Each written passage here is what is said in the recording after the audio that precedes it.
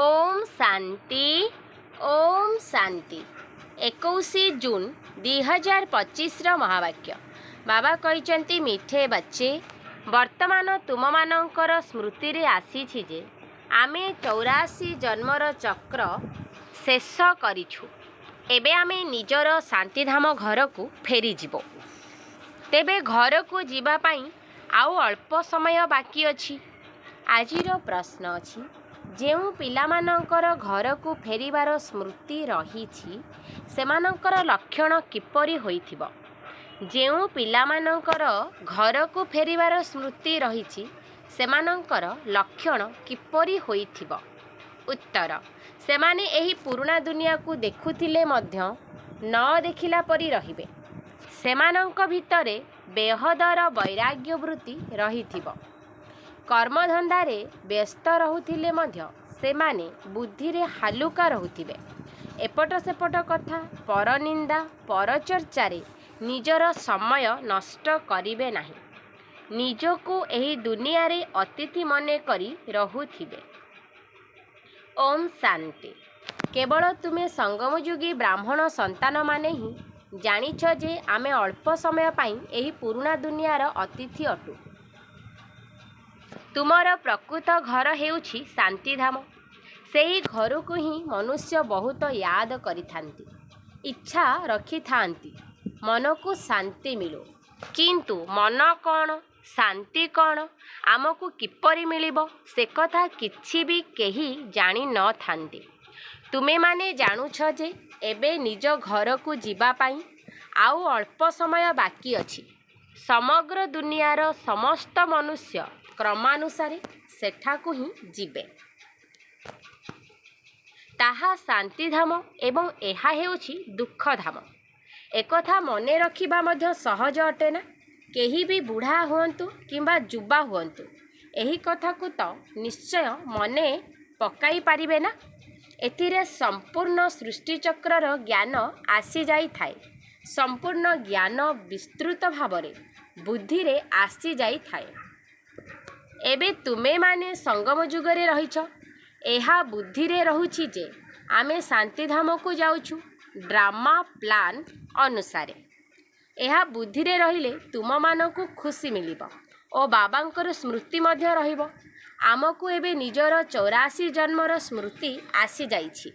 सेही भक्ति मार्ग अलगा, एहा हेउछि ज्ञान मार्गर कथा। बाबा बुझाउछंती जे हे मधुर संतानगण एबे निजर प्रकृत घर मने पड़ुछि। प्रतिदिन ढेर कथा शुणुछ। मुख्य गोटिए कथा हेला एबे आमे शांतिधाम को जीवा पुनर्बार सुखधाम रे आसीबा। बाबा आसीछंती आत्मा मानकु पवित्र दुनिया को नेई जीवा पाई। सुखधाम रे मध्य आत्मा माने सुख एवं शांति रे रही थांती। शांतिधाम रे केवल शांति रही थाए। किंतु एठी तो बहुत गंडगोल झगड़ा रही ना। एही मधुबनरु जेतेबेले तुमे माने निज घर को जीव सेठारे पुणी बुद्धि परनिंदा परचर्चा तथा निज कामधंदा आदि रे लागी रहिबो। एठी तो सेपरी जंजाल किछि नाही। तुमे माने जानुछ जे आमे आत्मा माने शांतिधामर निवासी अटु। एठी आमे पाटधारी होइछे। दुनिया रे आउ काहाकू एहा जणा नाही जे आमे पाटधारी किपरि होइछु। तुम पिलामानंकु ही बाबा आसी पढ़ाउछंती। कोटिकरे केही गोटिए पढ़ी थांती। कोटिकरे केही गोटिए पढ़ी थांती। समस्ते तो पढ़िबे नाही। तुमे एबे केते बुद्धिमान हेउछ। पूर्वरु बुद्धु थिल। एबे तो देख लड़ेई झगड़ा आदि केते हेउछि। एहा को कौन कुहाजिबो। आमे परस्पर मध्यरे भाई भाई अटु ताहा भूली जाइछंती। भाई को भाई केबे हत्या करि थांती कि? हाँ, हत्या केबे जदि करंती ताहा केवल संपत्ति पाई। एबे तुमे माने जानुछ जे आमे सबु एक बाबांकर संतान परस्पर भाई भाई अटु। तुमे माने वास्तव रे बुझिछ आम आत्मा मानंकु बाबा आसी पढ़ाउछंती। 5000 वर्ष पूर्व भली आमको पढ़ाउछंती। काहींकि ना से ज्ञानर सागर अटंती ଏହି ପାଠପଢ଼ାକୁ ଆଉ କେହି ମଧ୍ୟ ଜାଣନ୍ତି ନାହିଁ। ଏହା ମଧ୍ୟ ତୁମେ ପିଲାମାନେ ହିଁ ଜାଣୁଛ ଯେ ବାବା ହିଁ ସ୍ୱର୍ଗର ରଚୟିତା ଅଟନ୍ତି। ସୃଷ୍ଟିର ରଚୟିତା କୁହାଯିବ ନାହିଁ। ସୃଷ୍ଟି ତ ଅନାଦି ଅଟେ। ସ୍ୱର୍ଗର ରଚୟିତା କହିବା ସେଠାରେ ଆଉ କୌଣସି ରାଷ୍ଟ୍ର ନଥିଲା। ଏଠାରେ ତ ଅନେକ ରାଷ୍ଟ୍ର ରହିଛି।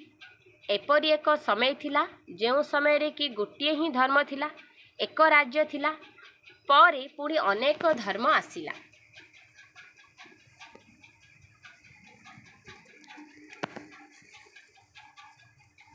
ଏବେ ବୁଦ୍ଧିରେ ଆସୁଛି ଯେ ଅନେକ ଧର୍ମ କିପରି ଆସିଲା। ପ୍ରଥମେ ଆଦି ସନାତନ ଦେବୀ ଦେବତା ଧର୍ମ ଥିଲା। ପ୍ରଥମେ ଏଠାରେ ସନାତନ ଧର୍ମ ଥିଲା ବୋଲି କହିଥାନ୍ତି, କିନ୍ତୁ ଅର୍ଥ ତ କିଛି ଜାଣନ୍ତି ନାହିଁ। ତୁମେ ସବୁ ଆଦି ସନାତନ ଦେବୀ ଦେବତା ଧର୍ମର ଅଟ। କେବଳ ପତିତ ହୋଇଯାଇଛ। ସତପ୍ରଧାନରୁ ସତ୍ୱରଜତମ ହୋଇଯାଇଛ। ତୁମେମାନେ ବୁଝୁଛ ଯେ ଆମେ ଆଦି ସନାତନ ଦେବୀ ଦେବତା ଧର୍ମର ଅଟୁ। ଆମେ ବହୁତ ପବିତ୍ର ଥିଲୁ, ଏବେ ପତିତ ହୋଇଯାଇଛୁ। ତୁମେମାନେ ବାବାଙ୍କଠାରୁ ପବିତ୍ର ଦୁନିଆର ମାଲିକ ହେବାର ସମ୍ପତ୍ତି ନେଇଥିଲ। ଏବେ ବୁଝୁଛ ଯେ ଆମେ ପ୍ରଥମେ ପବିତ୍ର ଗୃହସ୍ଥ ଧର୍ମର ଥିଲୁ। ଏବେ ଡ୍ରାମାର ପ୍ଲାନ୍ ଅନୁସାରେ ରାବଣ ରାଜ୍ୟରେ ଆମେ ପତିତ ପ୍ରବୃତ୍ତି ମାର୍ଗର ହୋଇଯାଇଛୁ। ତୁମେମାନେ ହିଁ ମୋତେ ଡାକିଥିଲ ଯେ ହେ ପତିତ ପାବନ, ଆମକୁ ଆସି ସୁଖଧାମକୁ ନେଇଯାଅ। ଏସବୁ ଯେପରି କାଲିର କଥା। କାଲି ତୁମେ ପବିତ୍ର ଥିଲ, ଆଜି ଅପବିତ୍ର ହୋଇ ଯାଇଥିବାରୁ ଡାକୁଛ। ଆତ୍ମା ପତିତ ହୋଇଯାଇଛି। ଆତ୍ମା ହିଁ ଡାକିଥାଏ ଯେ ବାବା, ଏଠାକୁ ଆସି ଆମକୁ ପୁଣି ଥରେ ପବିତ୍ର କର। ବାବା କହୁଛନ୍ତି ଯେ ବର୍ତ୍ତମାନ ଏହି ଅନ୍ତିମ ଜନ୍ମ ପବିତ୍ର ହୁଅ, ପୁଣି ତୁମେ 21 ଜନ୍ମ ପାଇଁ ବହୁତ ସୁଖୀ ହୋଇଯିବ। ବାବା ତ ବହୁତ ଭଲ କଥା ଶୁଣାଉଛନ୍ତି। ଖରାପ ଜିନିଷ ତ୍ୟାଗ କରାଇଥାନ୍ତି। ତୁମେ ଦେବତା ଥିଲ ନା, ଏବେ ପୁଣି ଦେବତା ହେବାକୁ ଯାଉଛ। ତେଣୁ ପବିତ୍ର ହୁଅ। କେତେ ସହଜ କଥା। ଏହି ରୋଜଗାର ବହୁତ ଶ୍ରେଷ୍ଠ ଅଟେ। ତୁମ ପିଲାମାନଙ୍କ ବୁଦ୍ଧିରେ ରହୁଛି ଯେ ଶିବ ବାବା ଆସିଛନ୍ତି। ଏହିପରି ପ୍ରତି 5000 ବର୍ଷ ପରେ ଆସିଥାନ୍ତି। ପୁରୁଣା ଦୁନିଆରୁ ନୂଆ ଦୁନିଆ ନିଶ୍ଚୟ ହୋଇଥାଏ। ଏହା ଆଉ କେହି କହିପାରିବେ ନାହିଁ। ଶାସ୍ତ୍ରରେ କଳିଯୁଗର ଆୟୁ ବହୁତ ଲମ୍ବା କରିଦେଇଛନ୍ତି। ଏହା ସବୁ ଡ୍ରାମାରେ ନିର୍ଦ୍ଧାର୍ଯ୍ୟ ହୋଇଛି। ଏବେ ତୁମେ ସନ୍ତାନମାନେ ପାପରୁ ମୁକ୍ତ ହେବାର ପୁରୁଷାର୍ଥ କରୁଛ। ତୁମର ଧ୍ୟାନ ରହିବା ଦରକାର ଯେ ଆଉ କୌଣସି ପାପ ଆମ ଦ୍ୱାରା ନ ହୋଇଯାଉ। ଦେହ ଅଭିମାନରେ ଆସିଲେ ହିଁ ପୁଣି ଅନ୍ୟ ସବୁ ବିକାର ଆସିଥାଏ, ଯାହାଦ୍ୱାରା ପାପ ହୋଇଥାଏ। ଏଥିପାଇଁ ବିକାର ରୂପୀ ଭୂତମାନଙ୍କୁ ବାହାର କରିବାକୁ ପଡ଼ିବ। ଏହି ଦୁନିଆର କୌଣସି ବି ବସ୍ତୁରେ ମୋହ ନ ରହୁ। ଏହି ପୁରୁଣା ଦୁନିଆରୁ ବୈରାଗ୍ୟ ହେଉ। ଯଦିଓ ସବୁ କିଛି ଦେଖୁଛ, ପୁରୁଣା ଘରେ ରହୁଛ, ପରନ୍ତୁ ବୁଦ୍ଧି ନୂଆ ଦୁନିଆରେ ଲାଗି ରହିଛି। ଯେବେ ନୂଆ ଘରକୁ ଯିବ, ତେବେ ନୂଆକୁ ହିଁ ଦେଖିବ। ଯେପର୍ଯ୍ୟନ୍ତ ଏହି ପୁରୁଣା ଘର ସମାପ୍ତ ନ ହୋଇଛି, ସେ ପର୍ଯ୍ୟନ୍ତ ଆଖିରେ ପୁରୁଣା ଦୁନିଆକୁ ଦେଖୁଥିଲେ ମଧ୍ୟ ନୂଆ ଦୁନିଆକୁ ମନେ ପକାଇବାକୁ ହେବ। କୌଣସି ବି ଏପରି କାମ କର ନାହିଁ ଯାହାଦ୍ୱାରା ପୁଣି ପଶ୍ଚାତାପ କରିବାକୁ ପଡ଼ିବ। ଆଜି ଅମୁକକୁ ଦୁଃଖ ଦେଲି, ଏହି ପାପ କଲି। ବାବାଙ୍କୁ ପଚାରିପାରିବ ଯେ ବାବା, ଏହା ପାପ ଅଟେ? କ'ଣ ପାଇଁ ଅଣନିଶ୍ୱାସୀ ହେବା? ନିଜର ଦ୍ୱନ୍ଦ୍ୱ ବିଷୟରେ ପଚାରିବ ନାହିଁ ତ ଅଣନିଶ୍ୱାସୀ ହେଉଥିବ। ବାବାଙ୍କୁ ପଚାରିବ ତ ବାବା ଜଲ୍ଦି ହାଲକା କରିଦେବେ। ତୁମେମାନେ ବହୁତ ବିକର୍ମ ବୋଝରେ ଭାରି ହୋଇଯାଇଛ। ପାପର ବୋଝ ବହୁତ ଭାରି ଅଟେ। 21 ଜନ୍ମ ପୁଣି ପାପମୁକ୍ତ ହୋଇ ହାଲୁକା ହୋଇଯିବ। ଜନ୍ମ ଜନ୍ମାନ୍ତରର ପାପର ବୋଝ ମୁଣ୍ଡ ଉପରେ ରହିଛି। ଯେତେ ୟାଦରେ ରହିବ, ସେତିକି ହାଲୁକା ହୋଇ ଚାଲିବ। ଖାଦ ବାହାରି ଚାଲିବ ଏବଂ ଖୁସି ରହିବ। ସତ୍ୟଯୁଗରେ ତୁମେ ବହୁତ ଖୁସିରେ ଥିଲ, ପୁଣି ଖୁସି କମ୍ ହୋଇ ତୁମର ସମ୍ପୂର୍ଣ୍ଣ ଖୁସି ହଜିଗଲା। ସତ୍ୟଯୁଗରୁ ନେଇ କଳିଯୁଗ ପର୍ଯ୍ୟନ୍ତ ଏହି ଯାତ୍ରାରେ 5000 ବର୍ଷ ଚାଲିଛି। ସ୍ୱର୍ଗରୁ ନର୍କକୁ ଆସିବାର ଯାତ୍ରା। ଏବେ ଜଣାପଡ଼ିଲା ଯେ ଆମେ ସ୍ୱର୍ଗରୁ ନର୍କକୁ କିପରି ଆସିଲେ। ଏବେ ପୁଣି ତୁମେ ନର୍କରୁ ସ୍ୱର୍ଗ ଆଡ଼କୁ ଯାଉଛ। 1 ସେକେଣ୍ଡରେ ଜୀବନ ମୁକ୍ତି। ବାବାଙ୍କୁ ମଧ୍ୟ ଜାଣିଲ। ଯେହେତୁ ବାବା ଆସିଛନ୍ତି, ତେବେ ନିଶ୍ଚିନ୍ତ ଆମକୁ ସ୍ୱର୍ଗକୁ ନେଇଯିବେ। ପିଲାଟିଏ ଜନ୍ମ ହେଲା ଅର୍ଥାତ୍ ପିତାଙ୍କ ସମ୍ପତ୍ତିର ମାଲିକ ହୋଇଗଲା। ବାବାଙ୍କର ହୋଇଛୁ, ତେଣୁ ନଶା ଚଢ଼ିବା ଦରକାର ନା। ନିଶା ଖସିବା କ'ଣ ଉଚିତ କି? ତୁମେମାନେ ତ ବଡ଼ ହୋଇଗଲଣି, ବେହଦ ବାବାଙ୍କର ସନ୍ତାନ ହୋଇଛ, ତେଣୁ ବେହଦର ରାଜଧାନୀ ଉପରେ ତୁମମାନଙ୍କର ହକ୍ ରହିଛି। ସେଥିପାଇଁ ଗାୟନ ମଧ୍ୟ ରହିଛି। ଅତୀନ୍ଦ୍ରିୟ ସୁଖ ବିଷୟରେ ଜାଣିବାର ଅଛି ତ ଗୋପୀ ବଲ୍ଲଭଙ୍କର ଗୋପ ଗୋପୀମାନଙ୍କୁ ପଚାରି ବୁଝ। ବଲ୍ଲଭ ବାବା ଅଟନ୍ତି ନା? ତାଙ୍କୁ ପଚାର। କ୍ରମାନୁଯାୟୀ ପୁରୁଷାର୍ଥ ଅନୁସାରେ ହିଁ ଖୁସିର ପାରଦ ଉପରକୁ ଚଢ଼ିବ। କେହି ତ ଜଲ୍ଦି ନିଜ ଭଳି ଅନ୍ୟମାନଙ୍କୁ ତିଆରି କରି ଦେଇଥାନ୍ତି। ପିଲାମାନଙ୍କର କାମ ହିଁ ଏହା ଅଟେ ଯେ ସବୁକିଛି ଭୁଲେଇ ନିଜର ରାଜଧାନୀକୁ ଅନ୍ୟମାନଙ୍କୁ ମନେ ପକାଇ ଦେବା। ତୁମେମାନେ ତ ସ୍ୱର୍ଗର ମାଲିକ ଥିଲ। ଏବେ ଏହା କଳିଯୁଗୀ ପୁରୁଣା ଦୁନିଆ ଅଟେ, ପୁଣି ନୂଆ ଦୁନିଆ ହେବ। ଏବେ ତୁମ ପିଲାମାନଙ୍କ ବୁଦ୍ଧିରେ ଅଛି ଯେ ପ୍ରତି 5000 ବର୍ଷ ପରେ ବାବା ଭାରତକୁ ହିଁ ଆସିଥାନ୍ତି, ତେଣୁ ତାଙ୍କର ଜୟନ୍ତୀ ଭାରତରେ ପାଳନ କରୁଛନ୍ତି।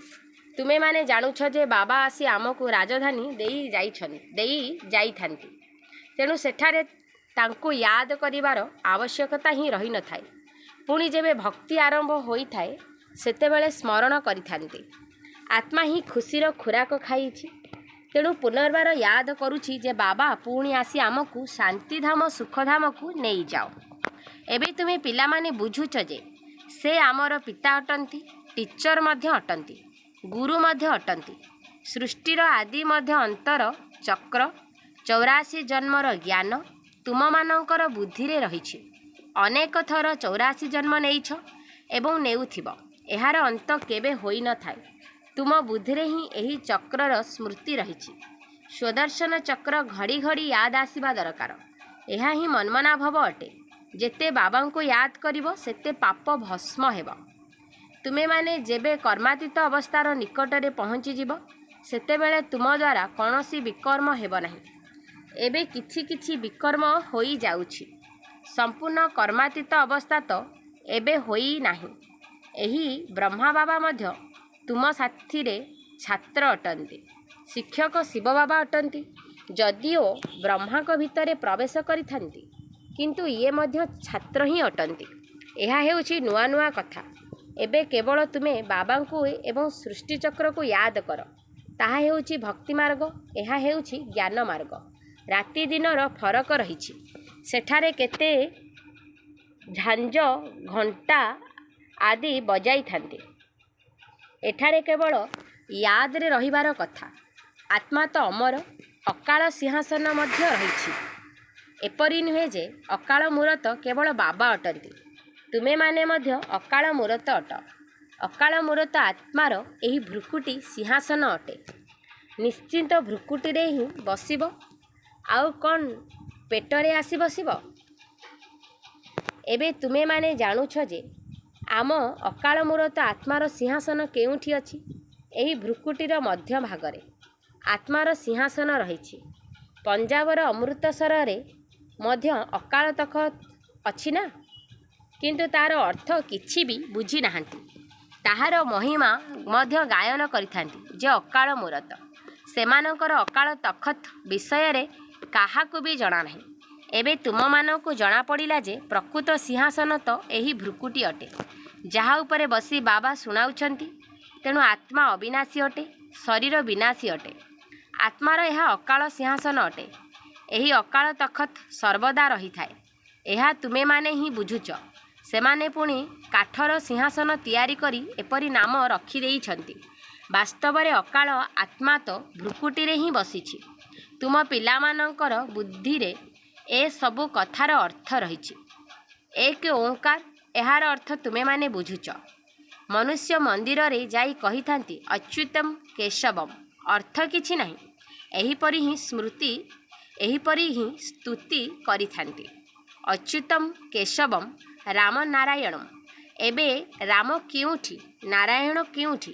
ବାବା କହୁଛନ୍ତି ଯେ ତାହା ସବୁ ଭକ୍ତି ମାର୍ଗ ଅଟେ। ଜ୍ଞାନ ତ ବହୁତ ସାଧାରଣ। ଅନ୍ୟ କୌଣସି କଥା ପଚାରିବା ପୂର୍ବରୁ ବାବା ଏବଂ ବର୍ଷାକୁ ମନାଇ ପକାଇବାକୁ ହେବ। ସେହି ମେହନତ କାହା ଦ୍ୱାରା ହେଉନାହିଁ। ଭୁଲି ଯାଉଛନ୍ତି ଗୋଟିଏ ନାଟକ ମଧ୍ୟ ରହିଛି। ମାୟା ଏପରି କରୁଛି, ଭଗବାନ ଏପରି କରୁଛନ୍ତି। ତୁମେ ବାବାଙ୍କୁ ୟାଦ କରୁଛ, ମାୟା ତୁମକୁ ଆହୁରି ତୋଫାନ ମଧ୍ୟକୁ ନେଇଯାଉଛି। ମାୟାର ଆଜ୍ଞା ବଳବାନ ସହିତ ବଳବାନ ହୋଇ ଲଢ଼। ତୁମେମାନେ ସବୁ ଯୁଦ୍ଧଭୂମିରେ ଅଛ। ଜାଣୁଛ ଯେ ଏମାନଙ୍କ ମଧ୍ୟରେ କେଉଁ କେଉଁ ପ୍ରକାରର ଯୋଦ୍ଧା ଅଛନ୍ତି। କେହି ତ ଅତି ଦୁର୍ବଳ ଅଟନ୍ତି, କେହି ମଧ୍ୟମ ଦୁର୍ବଳ, କେହି ତ ପୁଣି ତୀକ୍ଷ୍ଣ ଅଟନ୍ତି। କିନ୍ତୁ ସମସ୍ତେ ମାୟା ସହିତ ଯୁଦ୍ଧ କରିଥାନ୍ତି। ଗୁପ୍ତ ହିଁ ଗୁପ୍ତ, ଅଣ୍ଡରଗ୍ରାଉଣ୍ଡ ଦୁନିଆରେ ମଧ୍ୟ ଭୂମି ତଳେ ବମ୍ର ପରୀକ୍ଷା କରିଥାନ୍ତି। ଏହା ମଧ୍ୟ ତୁମେ ପିଲାମାନେ ଜାଣୁଛ ଯେ ନିଜର ମୃତ୍ୟୁ ପାଇଁ ସବୁକିଛି କରୁଛନ୍ତି। ତୁମେମାନେ ବିଲକୁଲ ଶାନ୍ତିରେ ବସିଛ। ସେମାନଙ୍କର ଅଟେ ବିଜ୍ଞାନ